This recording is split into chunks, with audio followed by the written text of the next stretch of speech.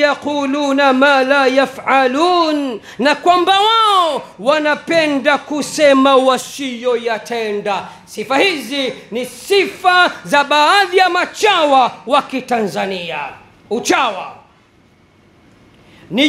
Uchawa ni kujinyenyekeza kwa mwanadamu. Naam, uchawa ni kujinyenyekeza kwa mwanadamu. Machawa wangapi tumeona wakipiga magoti kumpigia mwanadamu, kisa na mkasa ana chochote kitu, ama cheo au maarufu au pesa, na hili halikubaliki katika dini. Sikiliza wanawachuoni wa Kiislamu wanavyosema wakiwakemea machawa ulimwenguni. Wanasema la takhda'anna li makhluqin ala tama'in fa inna dhalika naqsun minka fi ad-din. Mwanadamu, usithubutu kujinyenyekeza kwa kiumbe kwa sababu ya tamaa zako, kwani kufanya hivyo ni upungufu wa dini yako. لن يقدر العبد أن يعطيك خردلة إلا بإذن الذي سواك من طين. Kumbuka ya kuwa mja hawezi kabisa kukupa hata punje ya khardal, kukupa chochote chenye ukubwa sawa na punje ya khardal, illa kwa idhni ya yule aliyekuumba kutokana na udongo. فلا تصاحب غنيا تستعز به. basi usijikombe kwa tajiri kwa ajili ya kutafuta utukufu na heshima, waonekane una ukaribu na tajiri fulani, waonekane ni mpambe wa tajiri fulani, waonekane ni chawa wa tajiri fulani. وكن عفيفا وعظم حرمة الدين.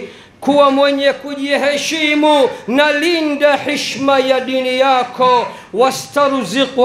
wastarzuqillaha fima fi khazainihi, badala ya kujikomba kwa mtu kwa kutaka riziki kutoka kwake, muombe mtoa riziki Allah akupe riziki kutoka katika khazina yake. fa inna rizqaka baina alkafi wan nun, kwani hakika ya riziki yako ipo baina ya kafu na nuni. Yani Allah akisema kun fayakun, kuwa na linakuwa. Kuwa tajiri na unakuwa tajiri, kuwa muheshimiwa na unakuwa muheshimiwa. Jikombe kwa mwenye kutoa riziki na vyeo na hadhi. Acha kujikomba kwa mwanadamu mwenzio. Mwana wa chuoni mwingine anasema la tas'alanna bunayya hadama, la tas'alanna bunayya adama hajatan. Usithubutu kumwomba mwanadamu haja yoyote. wasalilladhi abwabuhu la tuhjabu, na badala yake muombe yule ambaye milango yake hakuna walinzi. Allahu yaghdabu in tarakta sualahu. Allah, kwa taarifa yako Allah anaghadhibika, anakasirika ukiacha kumwomba. wa bunayya adama hina yusalu yaghdabu, na mwanadamu ukikithirisha kumwomba, hata awe mcha Mungu kiasi gani, mwema kiasi gani, mwenye roho nzuri kiasi gani, tajiri kiasi gani, ukimwomba mara kwa mara anachukia. Uchawa ni kuropokwa ndugu zangu. Uchawa ni kuropokwa. Sikiliza Qur'an, suratu Qaf aya nambari 17 hadi 18 inasemaje juu ya waropokaji. idh yatalaqqa almutalaqiyani 'anil yamini wa 'anil shimali qa'id. Kumbukeni malaika wawili watakapokutana katika pande zote mbili za mwanadamu, kuliani na kushotoni. Kumbuka, malaika wawili watakapomkalia mwanadamu kuliani kwake na kushotoni kwake, kazi yao kubwa ni nini? Kwa nini wamkalie kuliani na kushotoni? Ma yalfidhu min qawlin illa ladayhi raqibun atid. Mwanadamu hatamki tamko lolote lile isipokuwa hawa malaika wawili kuliani na kushotoni mwake tayari wamekwisha linoti na kuliandika katika faili lake. Weropokwa tu, kila neno lako linaandikwa na malaika wawili waliokukalia kuliani na kushotoni katika faili lako la siku ya Kiyama. Uchawa ni kucheza na ulimi. Uchawa ni kucheza na ulimi.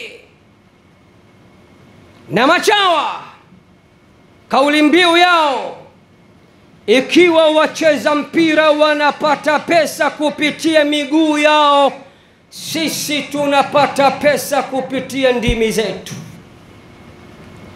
Na Bwana Mtume Muhammad sallallahu alayhi wasallam kama ilivyokuja katika Jami'u Tirmidhi anasema, mwanadamu kila asubuhi akishaamka, kila asubuhi atakapoamka, fa innal a'dha'a kullaha tukaffiru lisan, viungo vya mwanadamu 360 kila asubuhi vinatoa angalizo, vinatoa onyo kwa mzee mzima ulimi. Vinamwambia nini? Kipi na ni yapi aliyoyasema Bwana Mtume Muhammad sallallahu alayhi wasallam? Aqulu ma tasma'un wa astaghfirullaha li wa lakum fastaghfiruhu innahu huwal ghafurur rahim wa huwal barrul karim.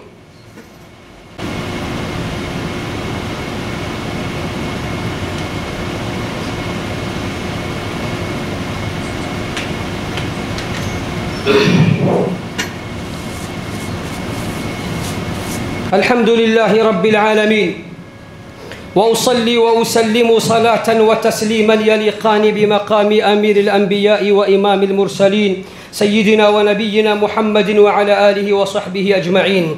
Kwa mara ya pili tena ninakuhusieni tena pamoja na kuihusia nafsi yangu yenye mapungufu chungu nzima katika kutekeleza haki za Mola wangu. Tumche Allah jalla fi'ulah. Viungo vya mwanadamu 360 kila asubuhi mwanadamu atakapoamka salama salmin, vinatoa onyo, vinatoa angalizo, vinatoa tahadhari kwa mzee mzima ulimi. Vinasema nini? Ittaqillaha fina ya lisan.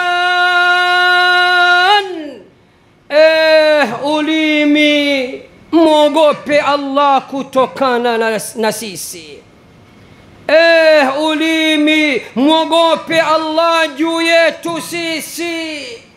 Kwa nini? Fa innama nahnu bika, sisi tunaishi na wewe katika mwili mmoja. Fa in istaqamta istaqamna, we ulimi leo ukinyoka sote tutanyoka, ukibugi wewe sote tutabugi. Wa in i'wajajta i'wajajna, ulimi leo ukipinda nasi tutapinda viungo vyote. Na machawa wa sasa bismillah masha Allah wanajipatia mapesa chungu nzima, hawana kazi, kazi yao ni upambe. Na Waswahili walikwisha sema kwamba wapambe ni nuksi, kazi yao ni upambe tu na wanapata pesa. Na kwa upambe wao wamejipatia umaarufu na wanaweza kumuingia yoyote, na watakapokutana na yoyote kazi kumwaga sifa. Yani machawa hawana bosi mmoja, yoyote mwenye pesa ni bosi wao. Ikiwa wachezaji wa mpira wanaishi kwa miguu yao, basi nami au basi nasi tunaishi kwa ndimi zetu. Hii ndio kauli mbiu ya machawa wa Tanzania. Sikiliza sasa bwana Mtume Muhammad sallallahu alayhi wasallam anavyosema, kama al-Imamu Ahmad alivyopokea katika Musnad hadithi nambari 101371. Bwana Mtume anasema, la yastaqimu imanu abdin, haitoweza kunyoka imani ya mja hatta yastaqima qalbuhu, mpaka moyo wake unyoke. Wala yastaqimu qalbuhu hatta yastaqima lisanuhu, na moyo wa mtu hauwezi kunyoka, hauwezi kuwa barabara mpaka ulimi wake unyoke. Na uchawa sasa ni dili Tanzania, na uchawa ni usemaji mzuri, na uchawa ni kumwaga sifa, na uchawa ni kujipendekeza, na uchawa ni kujikomba komba. Uchawa unahatarisha uchumi wa taifa. Maana vijana wetu wataacha kufanya kazi, wote watasema mbona fulani anaishi na hana kazi, kazi yake ni uchawa. Sikiliza sasa katika hadithi ambayo baadhi ya ulama wameitani, lakini katika mlango wa targhibu na tarhib ni kwambieni bwana Mtume Muhammad sallallahu alayhi wasallam anasema, utlubul hawaija bi'izzati nafsi fa innal umura tajri bil maqadir. Mwanadamu, yaende shida zako, yaende shida zako kwa kuheshimu nafsi yako na